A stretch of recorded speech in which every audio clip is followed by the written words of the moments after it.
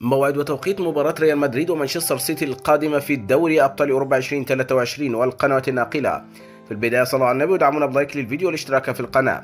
يستضيف استاد الاتحاد مباراة هامة تجمع بين ريال مدريد ومانشستر سيتي، وذلك في إياب دور نصف نهائي دوري أبطال أوروبا.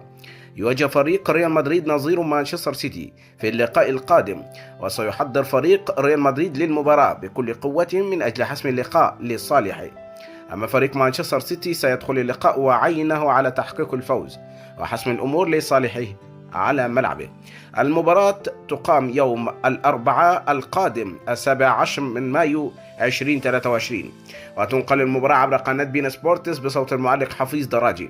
وتنطلق المباراة في 9 بتوقيت تونس والمغرب والجزائر، 10 بتوقيت ليبيا والسودان، 11 بتوقيت مصر والسعودية والكويت والعراق وقطر والبحرين واليمن وسوريا وفلسطين والأردن والصومال وسوريا واليمن، 12 منتصف الليل بتوقيت الإمارات وسلطنة عمان. نحن في انتظار توقعاتكم عن نتيجة المباراة في التعليقات، ولا تنسوا لايك للفيديو والاشتراك في القناة. دمتم على خير، والسلام عليكم ورحمة الله.